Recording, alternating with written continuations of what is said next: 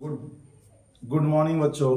है ना, आज जो हम टॉपिक का स्टार्ट करने जा रहे हैं है ना, मोमेंटम का एक न्यूमेरिकल है। ठीक है ना, और साथ ही साथ इसमें हम ये देखेंगे कि Newton second laws of motion कहता क्या है। ठीक है, तो सबसे पहले हम मोमेंटम का जो ये न्यूमेरिकल है वो हम देखते क्या है। कह रहा है कि एक कार हुज मास इज है ना 1500 केजी। एक कार है जिसका मास कितना है 1500 केजी है। इज एट रेस्ट, मतलब कार जो इनिशियली जो था किसमें है, रेस्ट में है। अब इसके ऊपर एक फोर्स लगाया जाता है। क्या लगाया जाता है, फोर्स लगाया जाता है। तो जब हम फोर्स लगाते हैं तो फोर्स लगाते हैं कितना है, एक 1000 न्यूटन अप्लाइड। तो कहता है इट्स वेलोसिटी बिकम्स कितना 150 कितना हुआ 50 मीटर पर सेकेंड। तो कह रहा फाइंड, एक में कह रहा इनिशियल मोमेंटम। तो अगर हम इसका सॉल्यूशन अगर हम डील करें, ठीक है ना, अगर इसका हम सॉल्यूशन करने जाए पहला का, ठीक है, तो सबसे पहला कह रहा इनिशियल मोमेंटम। तो अगर इनिशियल मोमेंटम लिखे तो पी आई लिखे, है ना। पी का मतलब होता है मोमेंटम, आई का मतलब होता है इनिशियल। तो अगर इनिशियल मोमेंटम निकाले तो इनिशियल मोमेंटम क्या लिखेंगे, mass into velocity. Mass into velocity, तो मास इंटू वेलोसिटी। तो पहले ये देखिए कार का मास कितना है 1500। कार का मास कितना है 1500 गुने इनिशियल वेलोसिटी किसमें था, इनिशियल वेलोसिटी कार का क्या है, रेस्ट है। रेस्ट में तो कितना होगा 0। तो इसका मोमेंटम इनिशियल पी आई बराबर कितना होगा 0। पी आई बराबर कितना होगा 0। अब बाबू देखो बी में, ठीक है, अब बी में क्या कर रहा है फाइनल मोमेंटम।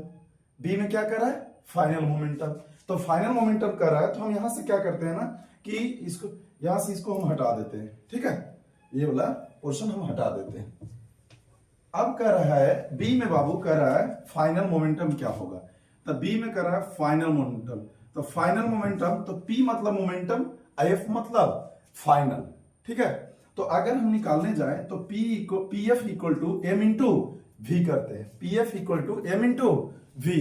तो अगर एम इंटू वी करने जाएंगे तो हम मास आई इंटू क्या लिखेंगे, वेलोसिटी लिखेंगे। तो यहां पे अगर हम मास का वैल्यू क्या होगा, क्या जब कार मोशन में रहता है तो क्या उसका मास बदलते रहता है, नहीं। तो अगर मास नहीं बदलता है तो यहाँ पे देखिए इसका मास कितना होगा बाबू 1500 अगुने वेलोसिटी कितना दिया हुआ है 50।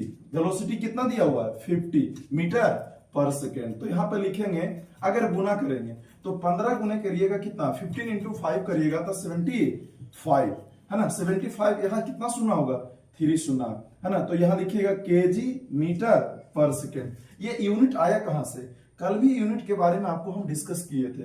यहाँ मास का क्या होता है केजी और वेलोसिटी का क्या होता है मीटर पर सेकेंड। तो यहाँ पे यूनिट जो लिखे है ना केजी मीटर पर सेकेंड। अब छोटू सी में तीसरा नंबर जो क्वेश्चन में कह रहा था कि बताइए चेंज इन मोमेंटम बताइए। चेंज इन मोमेंटम, तो चेंज इन मोमेंटम बताइए। तो चेंज इन मोमेंटम में क्या कहता है, तो चेंज इन मोमेंटम में क्या कहता है final momentum minus initial momentum. तो देखो यहाँ पे ये दोनों उतार लिए हो। अब यहां पे हम निकालने जा रहे हैं चेंज इन मोमेंटम। तो यहां लिखेंगे डेल्टा पी। यहां क्या लिखेंगे डेल्टा पी। सी नंबर में change in momentum, change in momentum. तो चेंज इन मोमेंटम को हम लिखते हैं डेल्टा पी से। और चेंज इन मोमेंटम से क्या लिखते हैं डेल्टा पी से डिनोट करते हैं मैथमेटिकली। डेल्टा का मतलब होता है चेंज से रिप्रेजेंट करता है, पी का मतलब होता है मोमेंटम। तो डेल्टा पी बराबर लिखेंगे छोटू P F minus P I. Change in momentum क्या लिखेंगे P F minus P I. अब छोटी यहां पे पी एफ का वैल्यू कितना था 7500, कितना था 7500 माइनस पी आई का वैल्यू कितना था 0। अब यहां यूनिट आप रिप्रेजेंट करिएगा, यूनिट छोड़िएगा नहीं, केजी मीटर पर सेकेंड। तब यहां से घटाइएगा तो जो फाइनल आंसर जो आएगा कितना आएगा ये केजी मीटर पर सेकेंड। ठीक है, अब हम क्या करने जा रहे हैं, ये न्यूमेरिकल अगर सब लोग को समझ में आया होगा तो आप लोग कमेंट जरूर कीजिएगा। ठीक है ना, अगर आप लोग को समझ में आता है तो आप लोग है ना वीडियो में कमेंट जरूर कीजिएगा। ठीक है, और अच्छा लगे तो है ना दोस्तों को और हाँ जितना से जितना हो सके शेयर करिए। ठीक है, आगे जो हम टॉपिक डिस्कस करने जा रहे हैं है ना Newton second laws of motion. Newton second laws of motion. तो Newton second laws of motion हम डिस्कस करने से पहले बाबू पहले रिकॉल कर लेते हैं फिर से। मोमेंटम किसको कहते हैं, मास और वेलोसिटी के प्रोडक्ट को कहते हैं। तो पहले यहां हेडिंग देते हैं वो है Newton second laws of motion.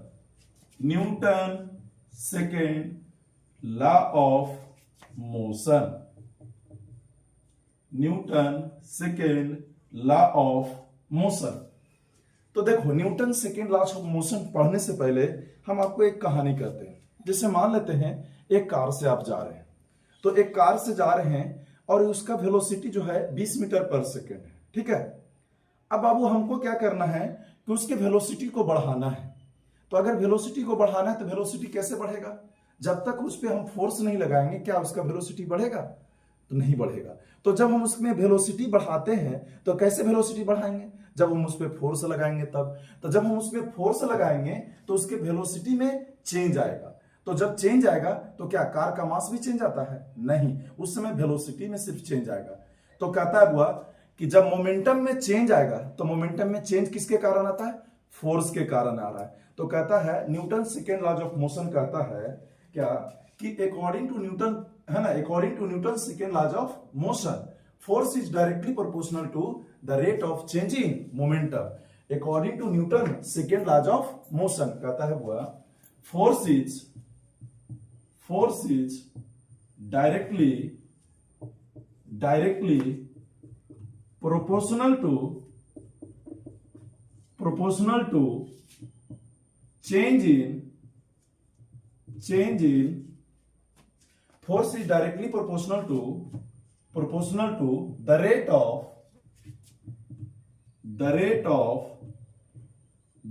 of change in momentum, the rate of change in momentum। हमने क्या लिखा? फोर्स, क्योंकि अभी आपको हम बताए थे कि वेलोसिटी किसके कारण बढ़ रहा था, तो है ना, वेलोसिटी किसके कारण बढ़ रहा था? फोर्स के कारण। तो हुआ फोर्स के कारण बढ़ रहा था वेलोसिटी, तो हुआ यहां क्या कर रहे हैं? तो force is directly proportional to the rate of change in momentum. इसको अगर हम मैथमेटिकली रिप्रेजेंट करेंगे तो एफ डायरेक्टली प्रोपोर्शनल लिखेंगे DP upon DT, F directly proportional to DP upon DT. इसको मैथमेटिकली रिप्रेजेंट कर रहे हैं एफ, एफ मतलब फोर्स। ये क्या है? ये सिंबल जो है वो मैथमेटिकल सिंबल जो है प्रोपोर्शनलिटी का है। मतलब फोर्स बढ़ाएंगे तो ये चेंज इन मोमेंटम भी बढ़ेगा। चेंज इन मोमेंटम तब बढ़ेगा जब फोर्स बढ़ेगा। ये प्रोपोर्शनलिटी होता है। कहता है ना क्या कि बाबू अगर मान लेते हैं अभी आप पापा के पैसा पर, है ना, 200 रुपया का जूता ले रहे हैं, ठीक है। और जब आप खुद ही कमाने लगिएगा तो क्या जो 200 जूता लीजिएगा? नहीं, आपको वो है ना 2000 4000। तो कहता है कि जैसा आपका है इनकम है उसी के अकॉर्डिंग आपका रहना सहना डिपेंड कर रहा है। तो सेम चीज यहाँ पे है, फोर्स जो है ना, फोर्स को हम अगर मान वैल्यू बढ़ाएंगे तो यहाँ पे चेंज इन मोमेंटम भी बढ़ेगा, ठीक है। ये समझ में आया? इसको अब यहाँ पे फोर्स का जो फॉर्मूला होता है F बराबर m में, वो कैसे आता है उसके बारे में हम डिस्कस करते हैं, ठीक है।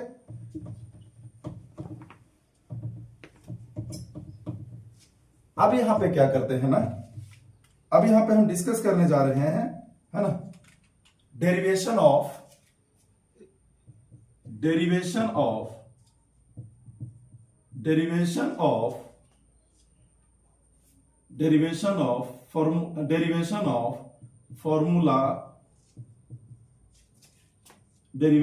फॉर्मूला F बराबर m में, ठीक है। डेरिवेशन ऑफ फॉर्मूला F बराबर m में। तो अब अगर F बराबर m में हम लाने जा रहे हैं, ठीक है, क्योंकि आप लोग है ना इसको रटते होंगे कि सर F बराबर m में, F बराबर m में, m क्या है? मास है, a क्या है? एक्सेलरेशन है ना। तो ये आता कहां से? ये आता कहां से? तो बाबू अगर मान लेते हैं यहां पे कोई एक ऑब्जेक्ट को हम ग्राउंड पे रख दिए, एक ऑब्जेक्ट को क्या किए? ग्राउंड पे रख दिए। तो अगर ग्राउंड पे रख दिए तो मान लेते हैं इसका मास है छोटू m, इसका मास कितना है? m, और इसका इनिशियल वेलोसिटी है u। अगर इस पे हम अगर फोर्स लगाते हैं F, तो ऑब्वियसली है कि अगर इसके ऊपर अगर हम फोर्स लगा रहे हैं तो इसका वेलोसिटी क्या होगा? इंक्रीज करेगा। तो अगर इंक्रीज करेगा तो यहां पे इसका हम वेलोसिटी इंक्रीज कर दिए, कितना हो गया? v। क्या इसके मास में भी चेंज आएंगे? आप लोग वो कमेंट में दीजिएगा कि क्या अगर हम गाड़ी से जा रहे हैं तो उस पर अगर हम फोर्स लगाते हैं तो क्या उसका मास में परिवर्तन आता है? मास में चेंज आता है? नहीं, ठीक है। तो यहां पे वो इनिशियल वेलोसिटी u था, फाइनल वेलोसिटी v हो गया। तो अब यहां पे लिखते हैं according to second law of motion, according to Newton second law of motion. तो हमने क्या पढ़ा था अभी just, F directly proportional to क्या होता है, चेंज इन मोमेंटम। यहां एफ डायरेक्टली प्रोपोर्शनल होता है ना, एफ डायरेक्टली प्रोपोर्शनल होता है चेंज इन मोमेंटम। तो चेंज इन मोमेंटम होता है बाबू, और हम मोमेंटम कल भी फॉर्मूला बताए थे, अभी भी बताए हैं। मोमेंटम का क्या फॉर्मूला होता है, मास इनटू वेलोसिटी होता है, मास इनटू वेलोसिटी होता है। ये दिमाग में हुआ है ना, इसको बना करके रखिएगा। अब यहां पे हम क्या करते हैं, एफ बराबर F directly proportional, F directly proportional D, P का वैल्यू क्या होगा, एम इंटू वी, पी का वैल्यू क्या होगा, एम इंटू वी।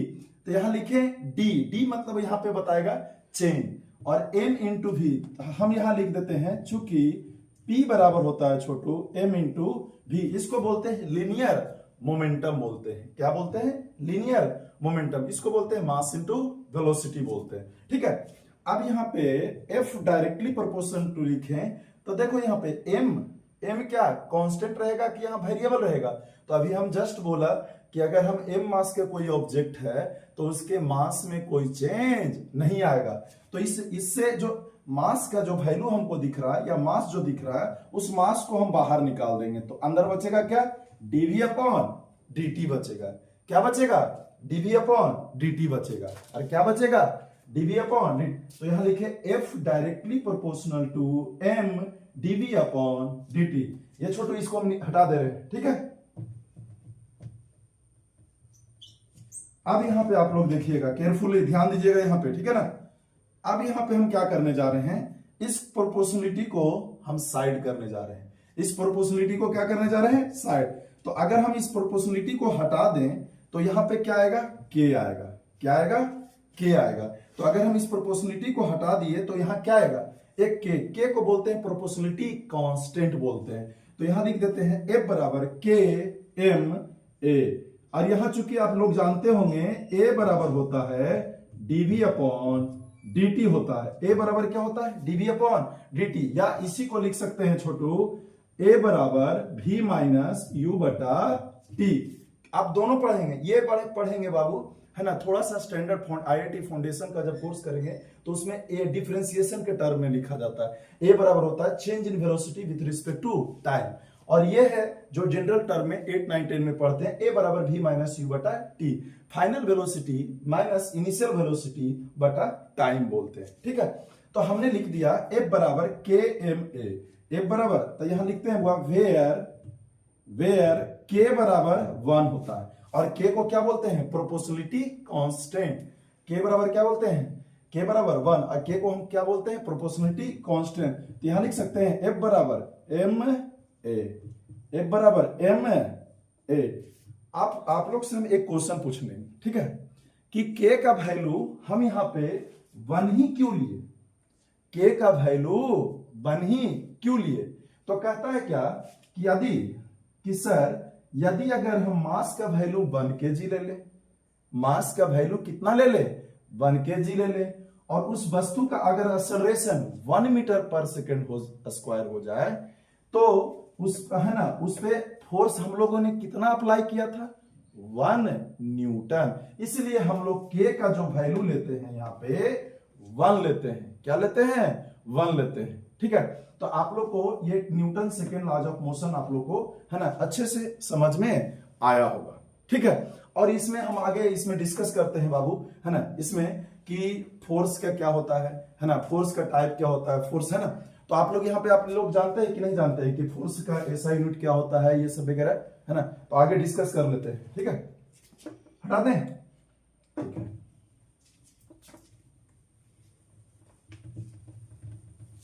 आगे बाबू देखो, अब यहां पे कहता क्या है ना, फोर्स का यूनिट क्या होता है, फोर्स का यूनिट क्या होता है। तो यहां पे लिखते हैं फोर्स का यूनिट, कहता है the SI unit of force is Newton. SI unit of force is Newton. अब बाबू देखो, न्यूटन का जो पहला लेटर लिखे हैं स्मॉल एन लिखे हैं। क्या लिखे हैं? Small N. क्योंकि आप लोग को है ना रूल में इसमें पढ़ना है बाबू कि जब हम किसी भी साइंटिस्ट के नाम के लिए का यूज करते हैं एज ए यूनिट के रूप में तो पहला लेटर होता है स्मॉल। लेकिन अगर इसको सिंबल के रूप में लिखिएगा तो कैपिटल एन से दीजिएगा, कैपिटल एन से। लेकिन अगर यही सीजीएस यूनिट लिखिएगा है ना तो the CGS unit of force is dyne. क्या होता है छोटू?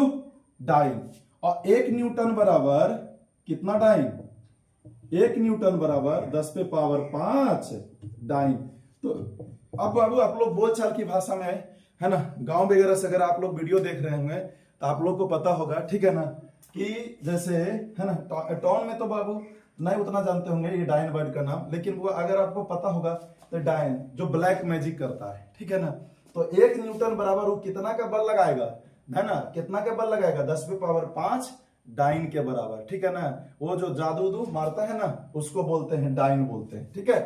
तब बाबू 1 न्यूटन बराबर कितना? 10 पे पावर 5 डाइन बोलते हैं। कितना? 10 पे पावर 5 डाइन बोलते हैं, ठीक है। अब बाबू इसका अगर डायमेंशनल फार्मूला पूछे तो क्या बताइएगा? The dimensional formula of force is, the force का डायमेंशनल फार्मूला क्या होगा? द फोर्स का डायमेंशनल फार्मूला होगा ml t पर पावर -2, ml t पर पावर -2, ml t पर पावर -2। एक चीज और इसमें दो है ना इंपॉर्टेंट पॉइंट है, दो वो भी हम लिखवा देते हैं, ठीक है, कि ग्रेविटेशनल फोर्स जब हम इसको मेजर करेंगे ना तो उसमें हम क्या काउंट करेंगे, ठीक है। तो ये यहां तक, ठीक है। आप लोग इसको कॉपी पेस्ट कीजिए, ठीक है ना, हटा दें। चलिए